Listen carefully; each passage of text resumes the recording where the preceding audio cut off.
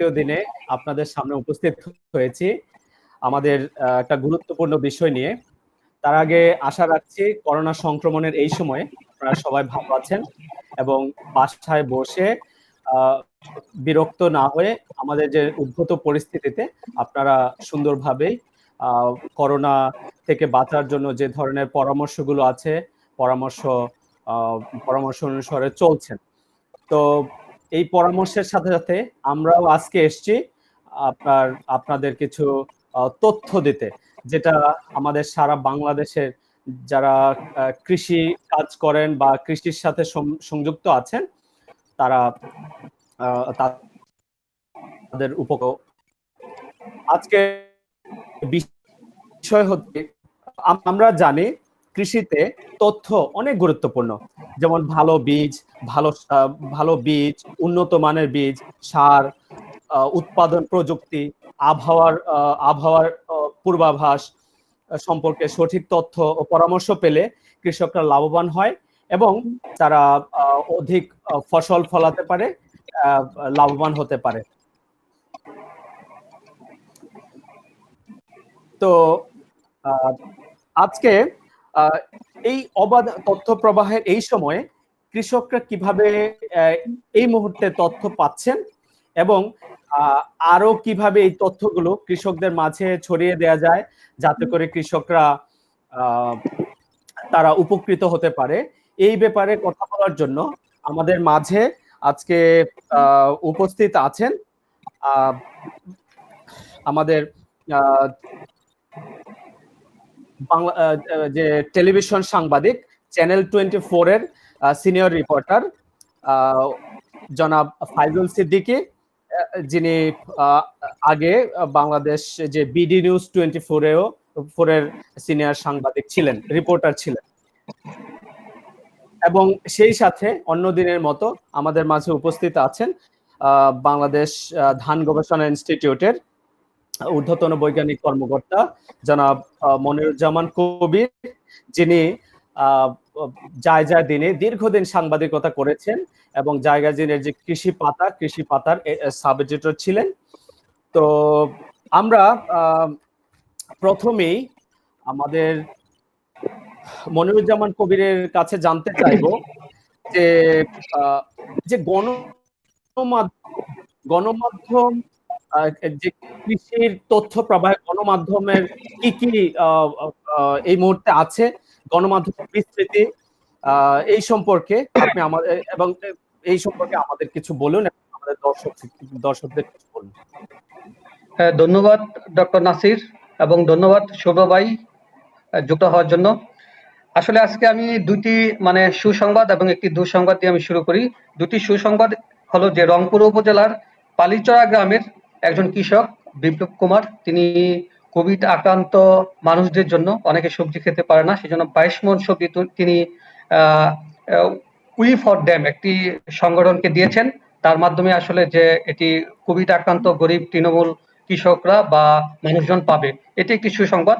আরেকটি বড় সুসংবাদ যে আজকে কিন্তু হাওড়ে আমাদের বর্তমান যে রাষ্ট্রপতি, মহামান্য রাষ্ট্রপতি আছেন, তার ছেলে হাওড়ে মিঠামইন উপজেলার ডাকি ইউনিয়নের প্রত্যন্ত একটি হাওড়ে বোরো ধান হারভেস্ট শুরু করেছেন, কর্তন শুরু করেছেন। সুতরাং যারা কিছুদিন আগেও আমরা আসলে দেখেছি যে মানুষজন বাড়িতে চাল একেবারে হিড়িক লেগে গেছে যে বাড়িতে স্টোর করার জন্য, আসলে এটি একটি ভালো সংবাদ যে আমাদের আসলে চাল আসা শুরু করবে আগামী 10 দিন 12 দিন পরে বাজারে এই বুড়ো মৌসুমের ধানগুলো। আর দুঃসংবাদ একটি হলো যে বাংলাদেশ কৃষি বিশ্ববিদ্যালয় 1992-93 ব্যাচের একজন শিক্ষার্থী তাম কৃষিবিদ শাহানা আহমেদ আহি, তিনি আজকে নিউ ইয়র্কে তিনি করোনা আক্রান্ত হয়ে মারা গিয়েছেন। যেহেতু কৃষিবিদ তিনি, তাই আমরা সমবেদনা জানাচ্ছি। আর আজকে আপনি যে জিনিসটি বলেছেন সেই জিনিসটি আমি বলি যে আসলে মাধ্যম দুটি, কৃষক প্লাস তথ্য। এখন যদি কৃষককে আসলে তথ্য দেওয়ার জন্য অনেকগুলো প্ল্যাটফর্ম আছে। আমি যদি প্রথম সবচেয়ে বড় যে প্ল্যাটফর্ম সেটি হলো ডিপার্টমেন্ট অফ এগ্রিকালচার এক্সটেনশন। তারা মাঠ দিবস, প্রদর্শনী, কৃষক প্রশিক্ষণ প্লাস সাক্ষাৎ প্লাস অন্যান্য মাধ্যমে তারা কৃষি তথ্য দিয়ে থাকে, প্লাস রিসার্চ অর্গানাইজেশন গুলো এক্সটেনশনের মাধ্যমে কিছু তথ্য দিয়ে থাকে, প্লাস নন গভর্নমেন্ট অর্গানাইজেশন গুলো কৃষকদের কিছু তথ্য দিয়ে থাকে। তাছাড়া যদি আমরা প্রিন্ট মিডিয়ার দিকে আসি, তাহলে সংবাদপত্রগুলো কৃষিভিত্তিক বিভিন্ন সংবাদ, সফলতার সংবাদ, বা কোনো খারাপ সংবাদও দিয়ে থাকে। প্লাস আমরা দেখে থাকি যে কৃষিভিত্তিক অনেক পত্রিকা রয়েছে, যারা কৃষিভিত্তিক পত্রিকাও আছে। তাছাড়া আমাদের যে মেইন স্ট্রিম পত্রিকাগুলো আছে তারাও কিন্তু সপ্তাহে একদিন অনেকগুলা পত্রিকাই কৃষিভিত্তিক পাতা পেজ করে মানে প্রকাশ করে থাকে, সেখানে কৃষি সংবাদ বেশ গুরুত্বভাবেই থাকে। তাছাড়া যদি আমরা ইলেকট্রনিক্স মিডিয়া দেখি, বাংলাদেশ টেলিভিশন, বাংলাদেশ বেতার, সেখানে কিন্তু নিয়মিতই কৃষিভিত্তিক প্রোগ্রাম তারা প্রচার করে থাকে। তাছাড়াও বেসরকারি যে টেলিভিশনগুলো আছে সেখানে সংবাদের মাঝখানেও কৃষিভিত্তিক সংবাদ গুরুত্ব পায়।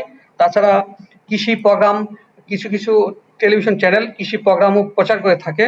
এবং সম্প্রতি কিছু কিছু চ্যানেল, শুভ ভাইয়ের চ্যানেলও আমি দেখেছি যে কৃষি সংবাদ নামে আলাদা একটি সংবাদ সেগমেন্ট তারা শুরু করেছে। এটি খুবই একটি ভালো চ্যানেল একটি দিক। সেটি 24, রাইট?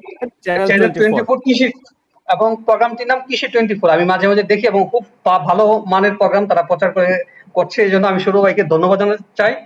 তাছাড়া আমরা জানি যে এফএম টেলিভিশনও কিছু আসলে কৃষিভিত্তিক প্রোগ্রাম প্রচার করে থাকে। এফএম সরকারি একটি এফএম টেলিভিশন আছে যেটি বরগুনা থেকে প্রচার করা হয়, সেটি মূলত কৃষিভিত্তিক তথ্য প্রচার করে থাকে।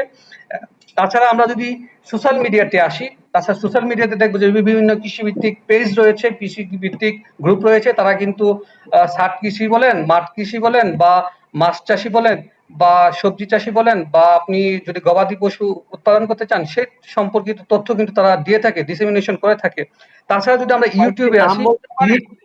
যেমন কয়েকটি নাম বলতে পারেন যাতে হ্যাঁ, কৃষকরা বা ফার্মাসিন বাংলাদেশ, তারপর কৃষি সেবা, তারপর বিভিন্ন কৃষিবিদ ইনস্টিটিউশন, তারপরে শাও ফ্যামিলি, তারপরে বাকৃবি বাউনেট, বাংলাদেশ এগ্রিকালচার ইউনিভার্সিটি নেট, তাছাড়া আরো অনেক পেজ রয়েছে, কৃষি বায়োস্কোপ পেজ রয়েছে। তাছাড়া যদি ইউটিউবে দেখি, আমরা ইউটিউবে অসংখ্য চ্যানেল রয়েছে কৃষি ভিত্তিক, কৃষি প্লাস অন্যান্য নাম দিয়ে কৃষি জার্নাল, কৃষি বায়োস্কোপ, কৃষি ইনোভেটর, তারপর কৃষি ভিশন, মানে এরকম অনেক চ্যানেল রয়েছে যারা আসলে কৃষি ভিত্তিক সফলতার গল্প অথবা বিভিন্ন টেকনোলজি সম্পর্কে কৃষকদেরকে জানায়।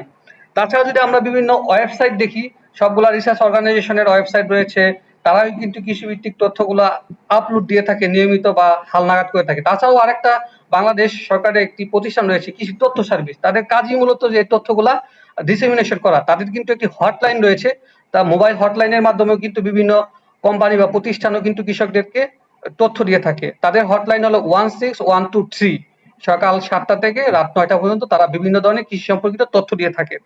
তাছাড়া যদি আমরা দেখি যে তাছাড়া তো ম্যান টু ম্যান বা বিভিন্ন অ্যাপস আছে, আমরা দেখি যে বিভিন্ন অ্যাপস আমরা গুগল প্লে স্টোর থেকে নামিয়েও কিন্তু অনেক তথ্য পেতে পারি। সুতরাং সবগুলো তথ্যই কিন্তু আসলে যে আমরা অনেকটা চাপিয়ে দেওয়ার মতন, যে কৃষক জানতে চাক বা না চাক তার মাথার উপর দিয়ে হাজার হাজার তথ্য আসতেছে, ঠিক আছে? এখন কৃষক কোনটা নেবে? বা এমনও হতে পারে যে কৃষক জানতে চায় যে সে গতকাল জ্বরে তার ড্রাগন গাছটা ভেঙে গেছে, সে কিভাবে এটা পরিচর্যা করে সুস্থ করে তুলবে। তো এই তথ্যটা সে কাকে জিজ্ঞেস করবে? সব তো সবাই তো তাকে দিচ্ছে। সুতরাং এই জিনিসটা নিয়ে আসলে একটু আলোচনা করার সুযোগ আছে। নাসির, ডক্টর নাসির। জি, জি। তো আপনি অনেকগুলো মাধ্যমের কথা বললেন। এখানে সরকারি, বেসরকারি বা বিভিন্ন ব্যক্তি উদ্যোক্তাদের পক্ষ থেকে কৃষক আহ, কৃষক তাদের তথ্যগুলো পায়। তো আমি এই পর্যায়ে আহ, জনাব ফয়জুল সিদ্দিকী, সাংবাদিক সিনিয়র রিপোর্টার, চ্যানেল 24, ফয়জুল সিদ্দিকীকে কাছ থেকে জানতে চাই যে আমাদের যে গণমাধ্যম, এটা রেডিও, টেলিভিশন বা পত্রিকাগুলো, এগুলো কৃষিকে কতটুকু গুরুত্ব দেয় বা কতটুকু গুরুত্ব দেওয়া উচিত? আপনার অভিজ্ঞতা থেকে যদি আমাদের দর্শকদের কিছু বলতেন। বিষয়টা একটু অন্যরকম যে আমরা এই মুহূর্তে যে ক্রিটিক্যাল সিচুয়েশনের মধ্যে দাঁড়িয়ে আছি, বিশেষ করে সারা পৃথিবী কিন্তু আতঙ্কগ্রস্ত। এই মুহূর্তে হচ্ছে কোভিড-19 নিয়ে, করোনা ভাইরাস নিয়ে। করোনা ভাইরাসের কারণে প্রতিনিয়ত কিন্তু মৃতের সংখ্যা বাড়ছে, আক্রান্তের সংখ্যা বাড়ছে। এই সংখ্যার মধ্যে কিন্তু এক ধরনের আশঙ্কা দেখা দিয়েছে যে আসলে সারা বিশ্বে এখন এই করোনা পরবর্তী সময়ে সারা বিশ্বের অর্থনীতির কি অবস্থা হবে, অর্থনীতিতে মন্দা আসবে কিনা। তো এই মন্দা মোকাবেলা জি, জি, করবার জি। জন্য অনেক ধরনের কৌশল অনেকেই নিচ্ছে। বাংলাদেশ সরকারও নিয়েছে। বাংলাদেশ সরকার প্রায় ৭২,০০০ কোটি টাকার এক ধরনের প্রণোদনা ঘোষণা করেছে, প্যাকেজ ঘোষণা করেছে। তো বিষয় যেটি হচ্ছে যে এই মন্দা কাটিয়ে উঠবার জন্য আমরা যদি বাংলাদেশের বিষয়টা চিন্তা করি, তাহলে কিন্তু শুধু প্যাকেজ দিয়ে হবে না। কারণ হচ্ছে বাংলাদেশের অর্থনীতি কয়েকটা ভিত্তির উপর আহ দাঁড়িয়ে থাকে। এর মধ্যে একটি হচ্ছে আমাদের যারা প্রবাসী আছেন, প্রবাসীর আয়ের যে অর্থ প্রত্যেক বছর যে পরিমাণ রেমিটেন্স আসে, এই রেমিটেন্সটা কিন্তু গ্রামের প্রত্যন্ত অঞ্চলে ব্যবহার করা হচ্ছে। আমি একটু ব্যাখ্যা দিই, তারপরে আমি যাবো। সেটি হচ্ছে যে জি জি জি, মানে কেন আপনি আমি বলুন। কেন আমি রেমিটেন্স গুরুত্ব দিচ্ছি? এই রেমিটেন্স গুরুত্ব দেওয়ার মূল কারণ হচ্ছে বাংলাদেশের এই মুহূর্তে 1 কোটির বেশি মানুষ বিদেশে কাজ নিয়ে আছে, এটা কিন্তু বৈধভাবে।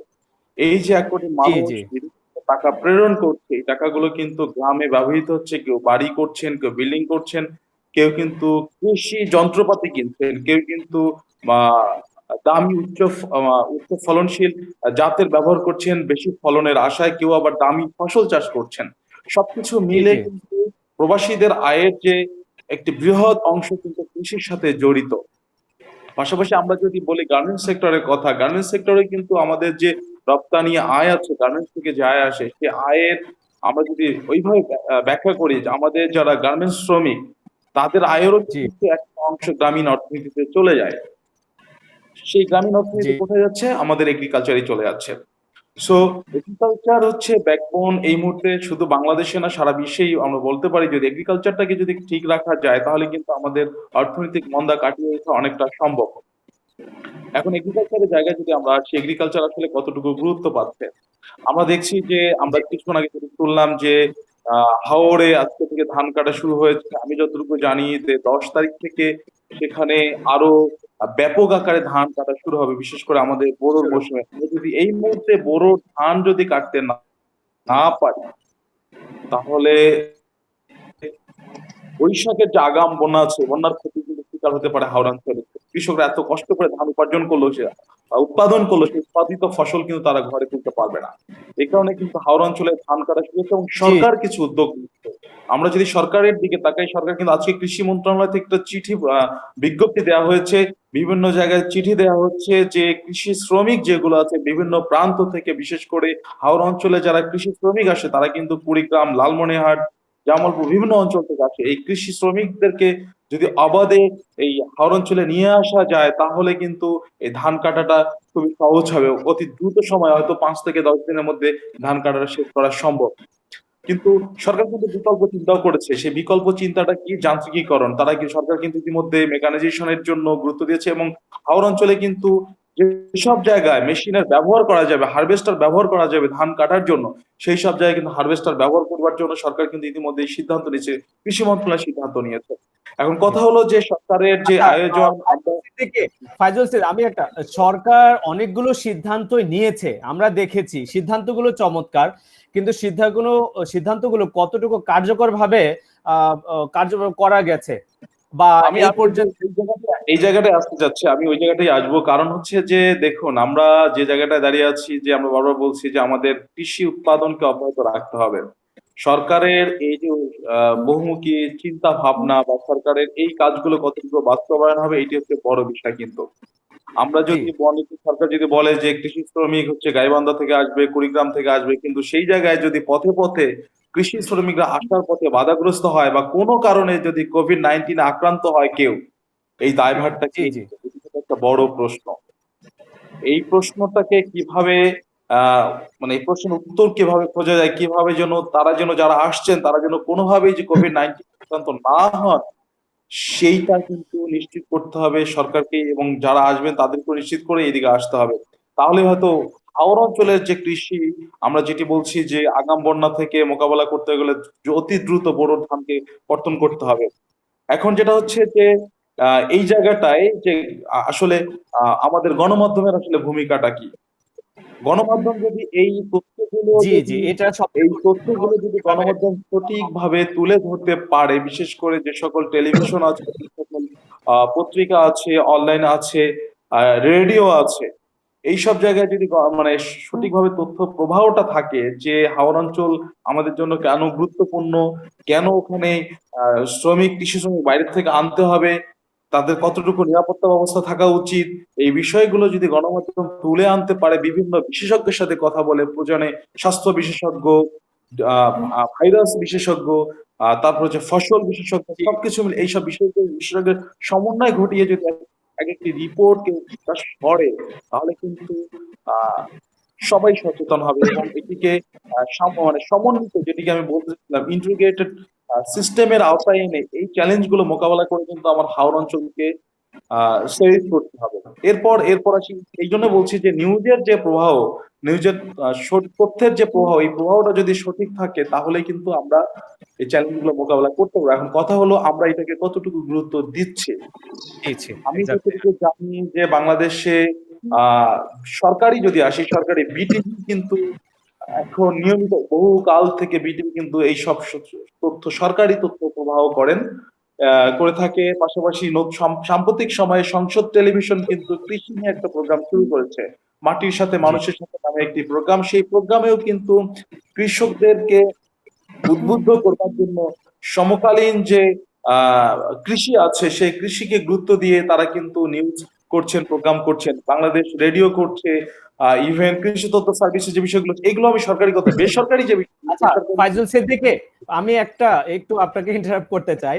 আমি গতকালকে একটা স্ট্যাটাস পড়েছি আমাদের কৃষি সংশ্লিষ্ট একজন বিশেষজ্ঞের। তো উনি বলেছেন, আপনি হয়তো প্রফেসর জীবন কৃষ্ণ বিশ্বাসের সাথে আপনার ভালো সম্পর্ক রয়েছে আমি জানি। তো উনি হাওরের ধান কাটা নিয়ে একটি প্রস্তাব দিয়েছেন যে আমাদের দেশের যেহেতু এখন মুভমেন্টটা অনেকটা ঝুঁকিপূর্ণ, এই ক্ষেত্রে আমাদের আইন শৃঙ্খলা বাহিনীর যেমন সেনা, সীমান্তরক্ষী, আনসার সদস্যদের কাজে লাগানো যায় কিনা, এটা নিয়ে আপনার কোনো মন্তব্য আছে? ডেফিনেটলি এটি এটি আমি মনে করি যে ডক্টর জীবন কৃষ্ণ বিশ্বাস যেটি বলেছেন, আমরা কিন্তু বাংলাদেশের ইতিহাস যদি পর্যালোচনা করি, যখন এই ক্রান্তিকাল এসেছে তখনই কিন্তু বাংলাদেশ সেনাবাহিনী, বাংলাদেশের আনসার বাহিনী, হ্যাঁ পুলিশ বাহিনী কিন্তু এইসব বিষয় সরাসরি কিন্তু হস্তক্ষেপ করেছে এবং তারা এটিকে এই দুর্যোগ সময় কিন্তু সরকার তাদেরকে কাজে লাগিয়েছে। আমরা দেখি যে যখন বিপদ পড়ে তখন কিন্তু সরকার তাদেরকে দিয়ে বিল্ডিং পর্যন্ত করিয়েছে, ব্রিজ করিয়েছে, কালভার্ট করিয়েছে।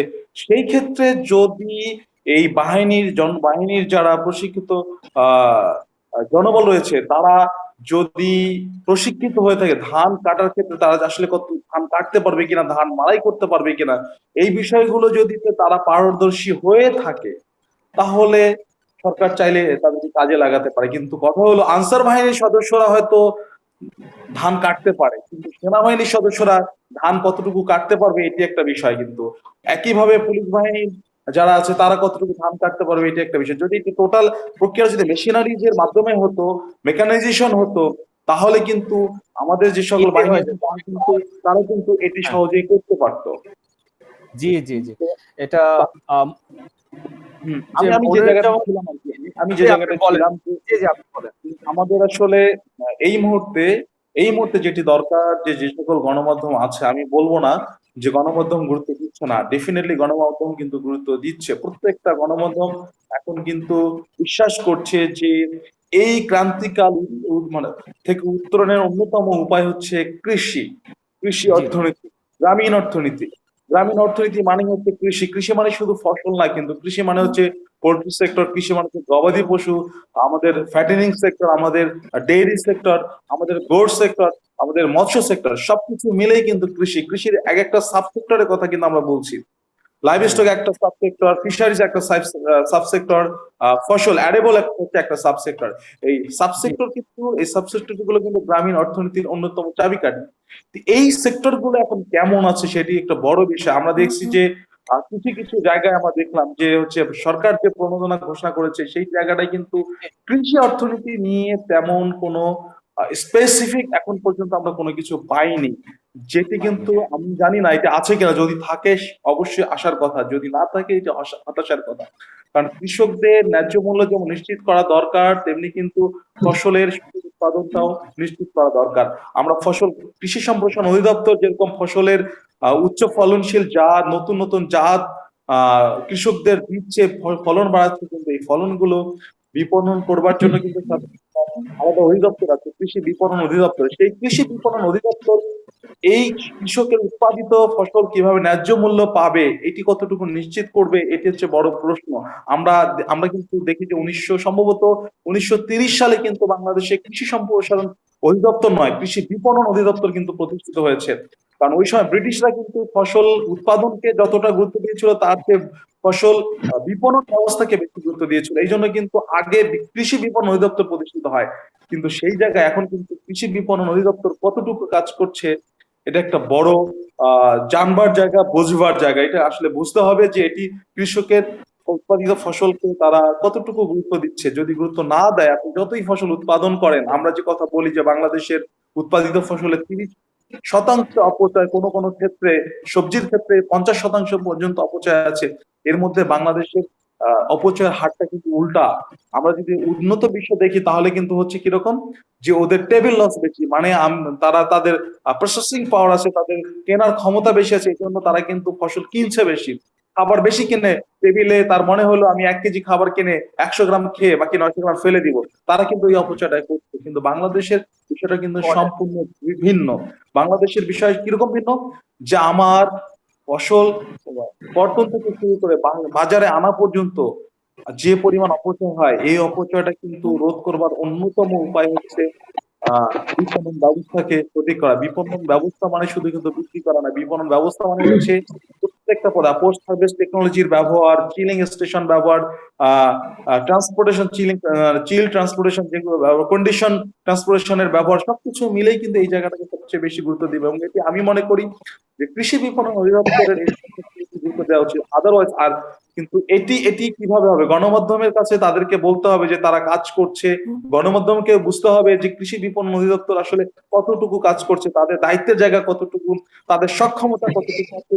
এই বিষয়গুলো যদি না আসে তাহলে কিন্তু যতই আমরা ওই প্রত্যেক দিন বলি যে আমাদের উৎপাদন বেড়েছে, আমরা উৎপাদনের তৃতীয় চতুর্থ পঞ্চম ষষ্ঠ সপ্তম অষ্টম যতই বলি কোনো লাভ নাই। সবার আগে গুরুত্ব দিতে হবে বিপণন ব্যবস্থা। সেটি এই বিপণন ব্যবস্থা কিন্তু গুরুত্ব দিতে গিয়ে আমার দেশীয় যে ভোক্তা আছে তাদেরকেও যেমন গুরুত্ব দিতে হবে, সে পাশাপাশি কিন্তু গুরুত্ব দিতে হবে আমাদের যে সকল পণ্য বিদেশে কৃষি পণ্য রপ্তানি হচ্ছে সেগুলো কিন্তু গুরুত্ব দিতে হবে। সো সামগ্রিকভাবে মিডিয়া যদি এই জিনিসগুলো বোঝে, বিশেষ করে যারা কৃষি সাংবাদিক রয়েছেন বাংলাদেশে, তারা কিন্তু যথেষ্ট ভালো কাজ করেন। কিন্তু এই ভালো কাজের পরিমাণটা আরো বেশি আমাদেরকে বাড়াতে হবে এবং আরো বেশি বেশি ভালো কাজ করতে হবে। যারা ভালো কাজ করবে আলটিমেটলি কিন্তু কৃষকরা কৃষি সংবাদগুলোকে যথেষ্ট গুরুত্ব দেয়, দিন শেষে কিন্তু গ্রামীণ অর্থনীতি আরো বেশি চাঙ্গা হবে। দিন শেষে যারা ভালো রিপোর্ট করবে তারা কিন্তু সমাজে এক ধরনের আহ দায়িত্ববোধের জায়গা থেকে সমাজকে এক ধরনের সোসাইটি কিন্তু এক ধরনের সার্ভ করছে, চাকরি করছে, সার্ভও করছে, সবকিছু মিলে কিন্তু জনগণও এক ধরনের তাদেরকে আন্তরিক অভিবাদন দেয়, সেটি সরাসরি না হোক মনে মনে দেয়, প্রশংসা করে, সবকিছু মিলে গণমাধ্যমে আরো বেশি আমি মনে করি আরো বেশি ভালো কাজ করা উচিত আমাদের। ফয়জুল সিদ্দিকী ভাই, আপনার কাছে আমার দুইটি কোশ্চেন ছিল। সিদ্দিকী ভাই, আপনি তো একটি প্রোগ্রাম করছেন, আমি জানি যে আপনি চ্যানেল 24 এর সিনিয়র রিপোর্টার প্লাস একটি কৃষি 24 একটি সুন্দর একটি প্রোগ্রাম করছেন। এই প্রোগ্রামের অভিজ্ঞতা থেকে বলবেন কি বাংলাদেশে কি একটি বিশেষায়িত সরকারি কৃষি চ্যানেলের প্রয়োজন আছে, এক? আর 2 নম্বর কোশ্চেন হলো যে বাংলাদেশে যারা বিশাল একটি জনগোষ্ঠী বেকার রয়েছে, যারা অনেক শিক্ষিত আছেন, এখন তারা উদ্যোক্তা হতে গেলে কি কি প্রতিবন্ধকতা গুলো সম্মুখীন হন, এগুলো সমাধান কি? ঠিক আছে, এই সম্পর্কে একটু বলুন। গণমাধ্যম কিভাবে এই উদ্যোক্তাদের নতুন উদ্যোক্তা হতে সহায়তা করতে পারে? আমি বলি, প্রথম প্রশ্নে আসি, যেহেতু সে বলছে যে হ্যাঁ আমরা চ্যানেল 24 সপ্তাহে 5 দিন একটা বুলেটিন, এটি কৃষি 24 আসলে আমাদের প্রোগ্রাম না, এটা একটা নিউজ বুলেটিন। আমরা সংবাদ আমরা পরিবেশন করে থাকি, প্রত্যেকদিন 4টা-5টা সংবাদ পরিবেশন করে থাকি। কিন্তু সাম্প্রতিক সময় কোভিড-19 কারণে আমরা, যেহেতু সারা বাংলাদেশই সারা বিশ্ব নজর দিয়েছে কোভিড-19, এই জন্য কিন্তু আমরা এই নিউজ বুলেটিনটাকে আমরা মেইন বুলেটিনের সাথে আমরা কোঅপ করেছি এবং ওখানে প্রত্যেক দিন কিন্তু 1টা বা 2টা কৃষি নিউজ কিন্তু যাচ্ছে। তো বিষয় যেটি হচ্ছে, আমি যদি বলি আমরা কি করছি, আমরা কিন্তু একটা মেসেজ দিয়েছি, সেটি হচ্ছে রূপান্তরের আলো, কৃষি ও কৃষকের রূপান্তরের আলো। আমরা এখানে এই রূপান্তরের আলো বলতে আমরা কি বোঝানোর চেষ্টা করেছি, আমরা বলেছি যে কৃষি এতদিন ছিল খোরপোশ কৃষি, সনাতনী কৃষি, আমরা এখন বলছি আমাদেরকে বাণিজ্যিক কৃষিতে যেতে হবে। এই কারণে কিন্তু আমরা এই নাম দিয়েছি কৃষি 24 এবং আমরা বলছি রূপান্তরের আলো।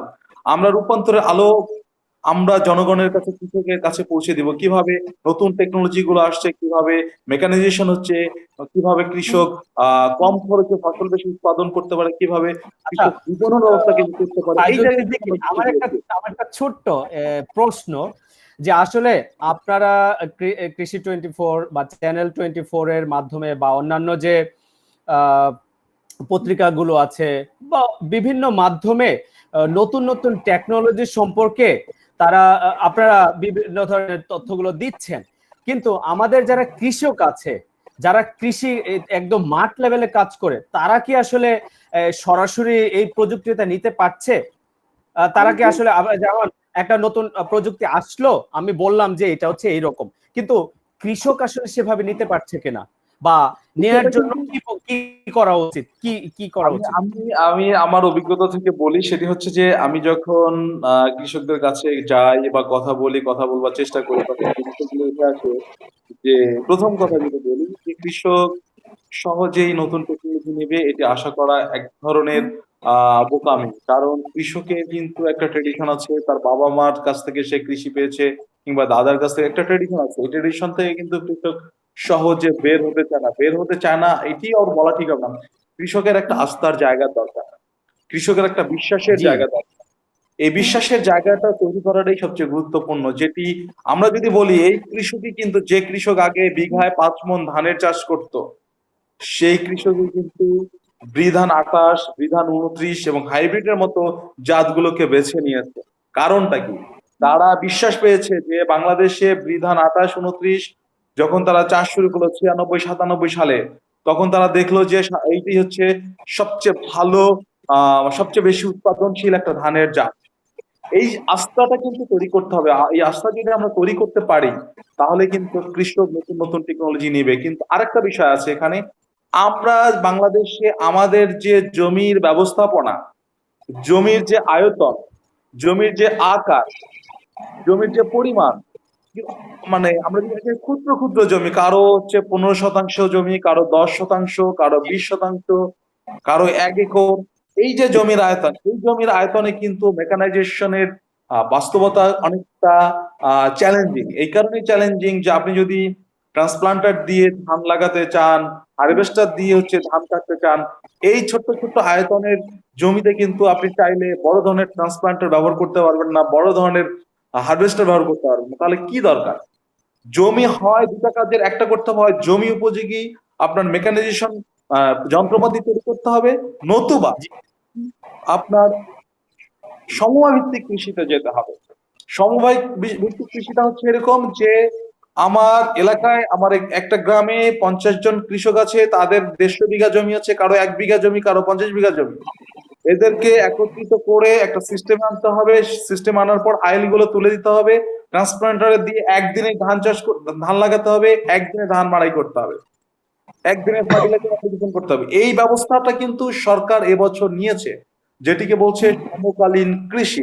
ধান দিয়ে তারা শুরু করেছে, এবং এটি যদি তারা পাইলটিং করছে, প্রত্যেকটা উপজেলায় একটি করে পাইলটিং চলছে। যদি এটি আহ, মানে এই কনসেপ্টটা যদি কৃষকরা নিতে পারে, এবং এই কৃষকদের মধ্যে যদি কোনো ধরনের দ্বন্দ্ব না হয়, কোনো ধরনের মারামারি না হয়, তাদের অর্থনৈতিক যে সুবিধা আছে, এই সুবিধা নিয়ে যদি কোনো ধরনের গ্যাঞ্জাম না লাগে, তাহলে কিন্তু এইটি বাংলাদেশের বাণিজ্যিক কৃষির ভিত্তিটা তৈরি করে দিবে। এটা আমরা সহসাই বলতে পারি। এখন আমি আসি, আপনারা বলছেন উদ্যোক্তার কথা। উদ্যোক্তা সৃষ্টির ক্ষেত্রে আপনারা বলছেন যে মিডিয়ার আসলে কতটুকু ভূমিকা আছে এবং চ্যালেঞ্জ গুলো কি কি।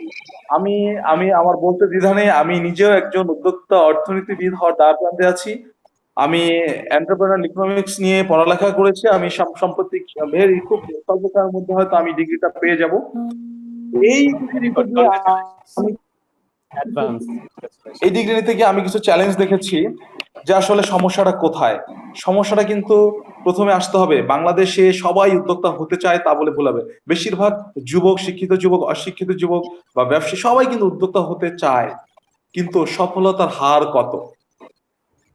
আমি আমি সারা বিশ্বে যেটা দেখেছি, যে সারা বিশ্বের একটি জরিপ করেছিলাম, সেই জরিপে বলা হয়েছিল যে সারা বিশ্বে যারা উদ্যোক্তা হতে চায় তাদের সফল হওয়ার হার হচ্ছে 8 থেকে 10%।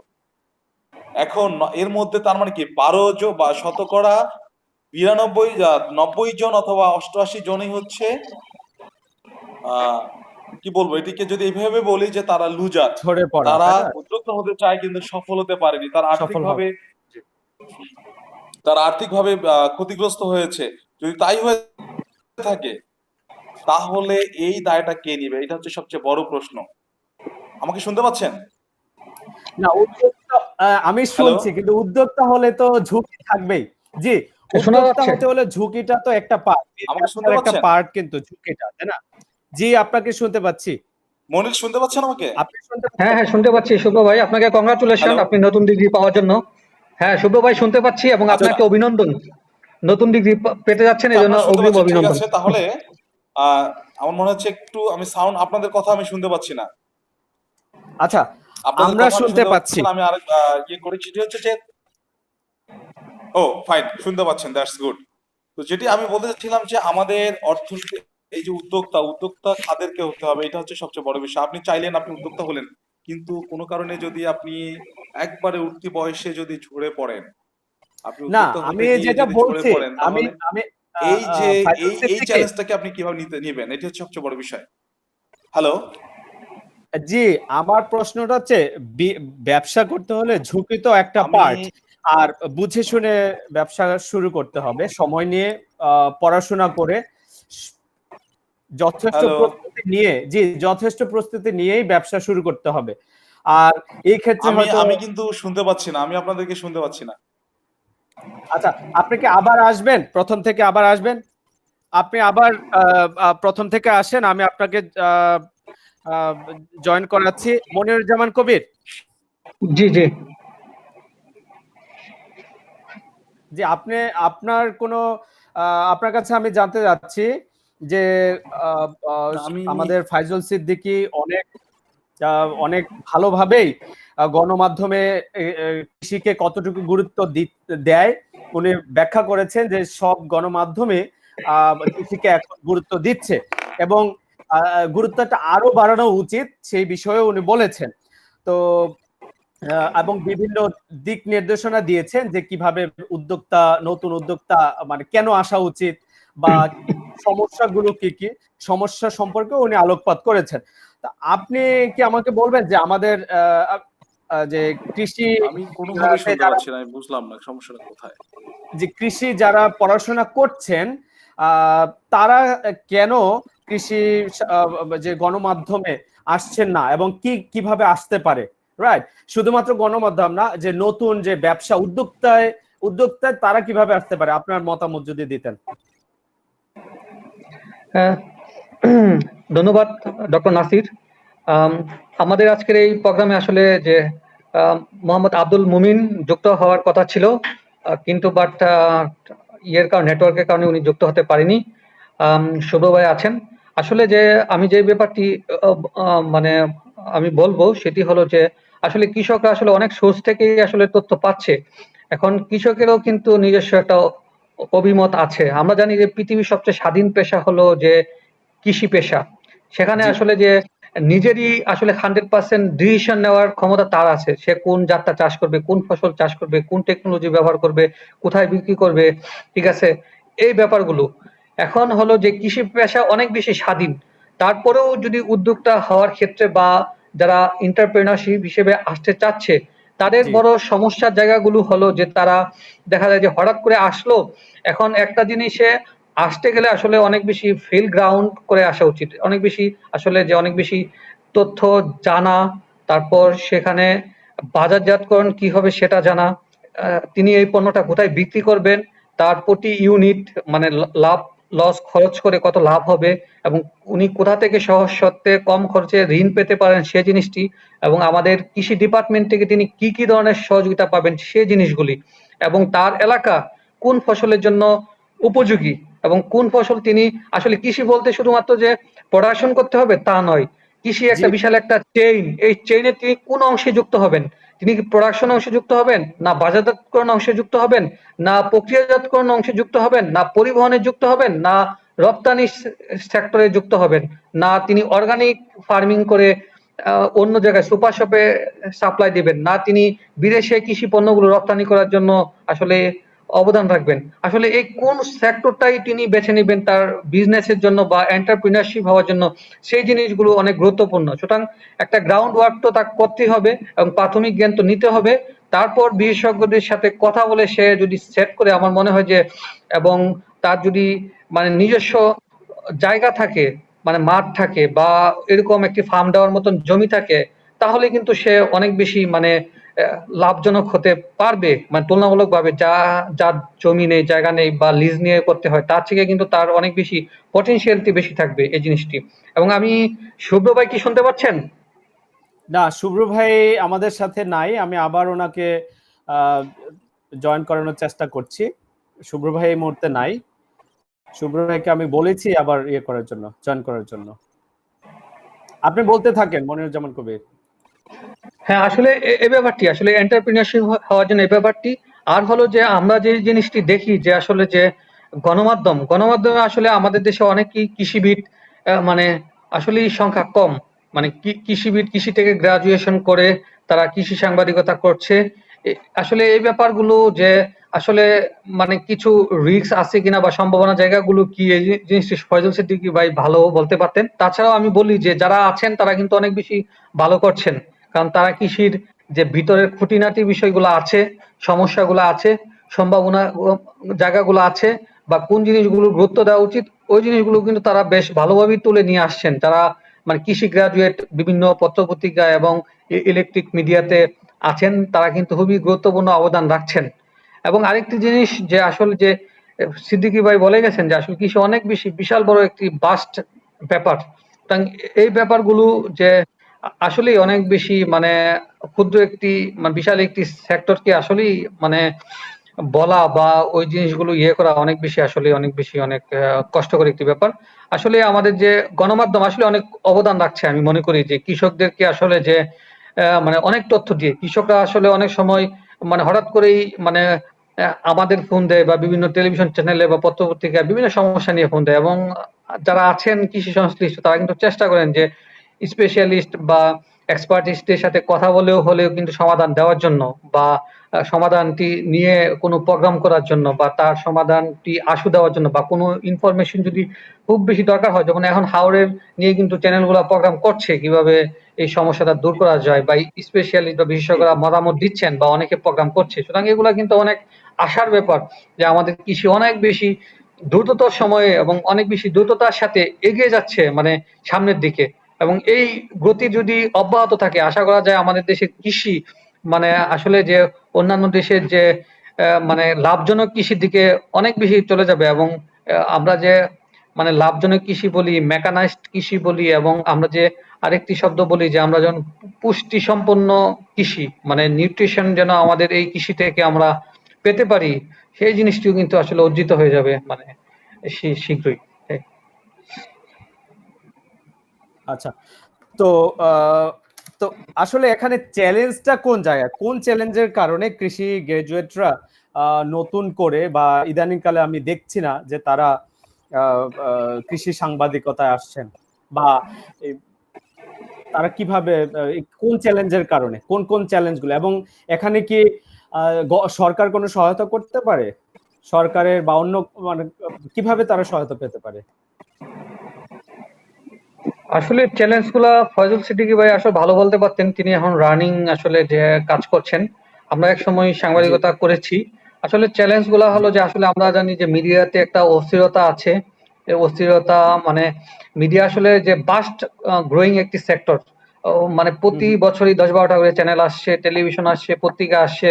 আসলে এখানে মানুষজন জাম দেওয়ার প্রবণতা অনেক বেশি, তারপরে অনেক বেশি বেশি। ছাঁটাই হওয়ার প্রবণতা বেশি। আসলে যেখানে অনেক বেশি চ্যালেঞ্জ থাকে সেখানে কিন্তু সম্ভাবনাও বেশি থাকে। ঠিক আছে? সুতরাং আমরা অনেকে আসলে চ্যালেঞ্জ নিতে আসলে যে ভয় পাই, সেটা একটি অনেক বড় জিনিস। কিন্তু যারা চ্যালেঞ্জ নেয় তারা কিন্তু বেশিরভাগই কিন্তু জয়ী হয়ে আসে। সেটি হলো সবচেয়ে বড় ব্যাপার। আচ্ছা, আরেকটা জিনিস আমি আপনাকে আপনার কাছ থেকে জানতে চাই। এই প্রশ্নটা আমার ফাইজুল সিদ্দিকের কাছে ছিল। আমি আসলে উনি নাই দেখে আমি প্রশ্নটা করতে পারছি না।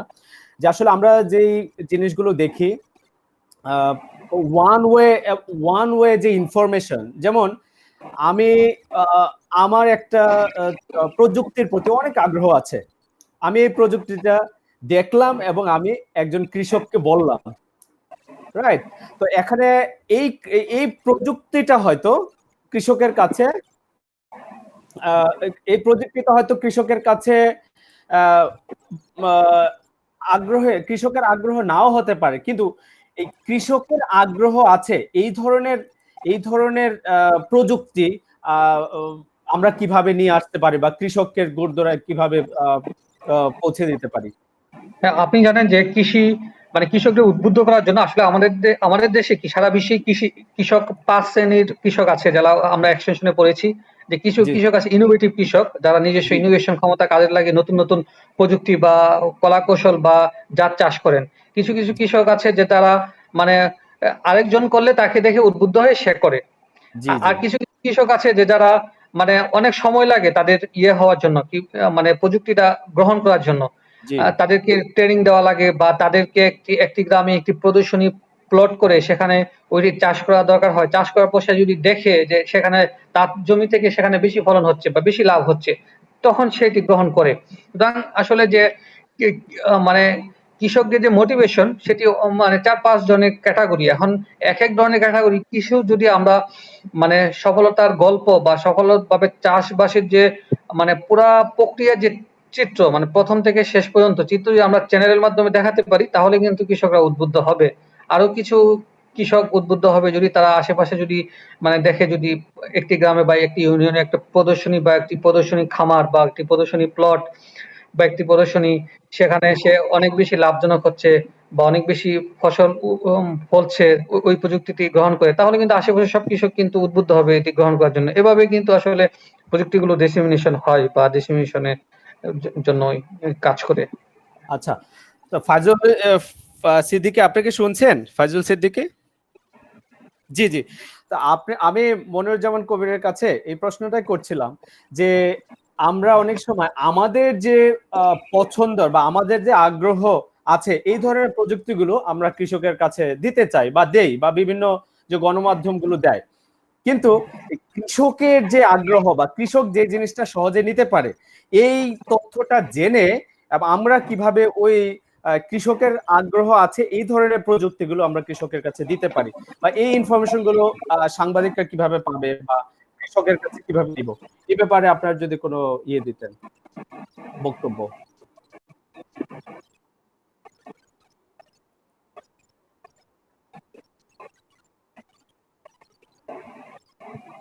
জি জি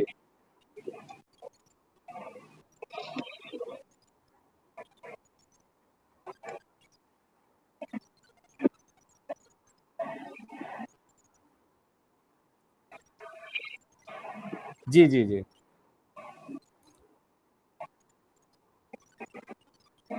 জি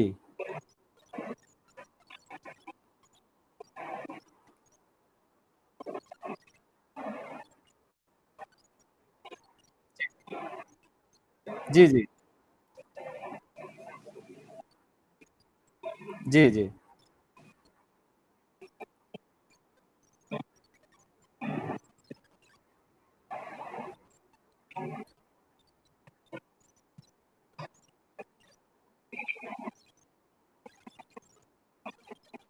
জি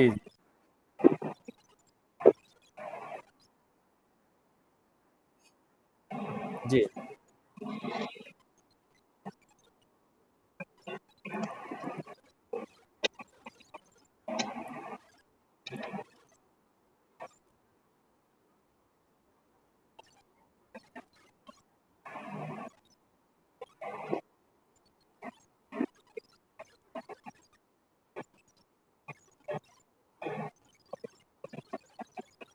জি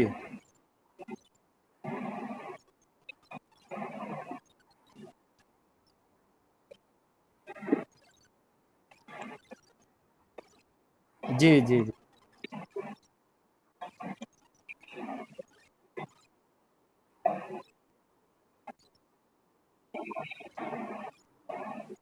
জি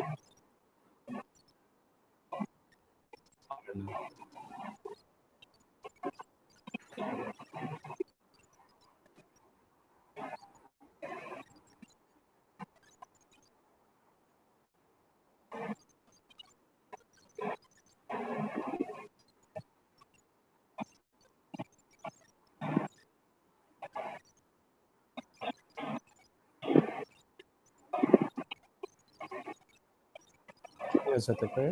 আচ্ছা, ঠিক আছে। এবং সেই সাথে আমরা আশা করব যে যে তথ্যের প্রবাহের কথা যেটা বললেন, তথ্য প্রবাহটা সবসময় থাকবে এবং সাংবাদিকতার যে উৎকর্ষতা আরো বেশি বেশি সাধিত হবে।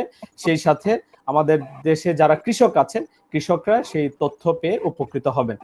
তো আমরা প্রায় শেষের দিকে যাচ্ছি এবং আমি একটা আশাবাদ ব্যক্ত করতে চাই।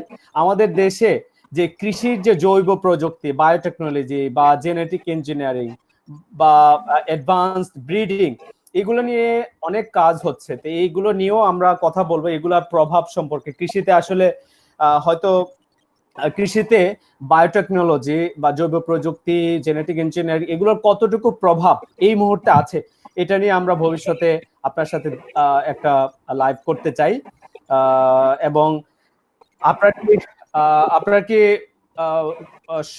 অল্প সময়ের মধ্যে কোনো বক্তব্য আছে ওভারঅল সবকিছুর উপর ভিত্তি করে, আমাদের দর্শক এবং কৃষক এবং কৃষি সংশ্লিষ্ট যারা আছেন এই মুহূর্তে করোনা যে পরিস্থিতির আমাদের বাস্তবতায়?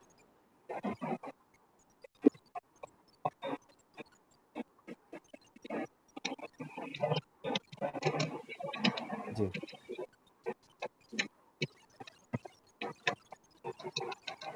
জি জি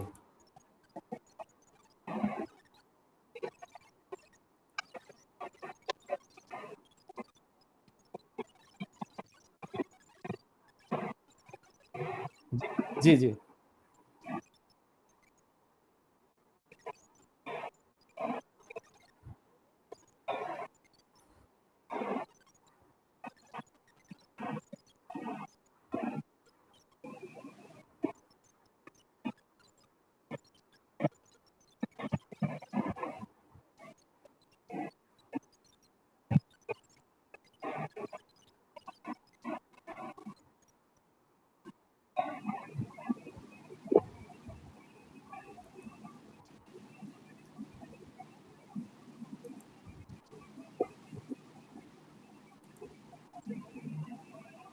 হ্যালো, জি শুনছেন? ফাইজুল সিদ্দিকী। জি জি বলেন, জি বলেন। জি জি শুনছি।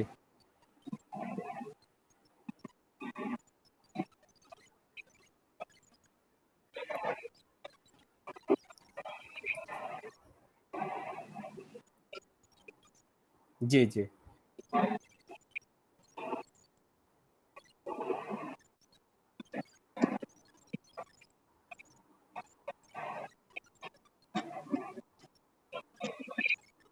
জি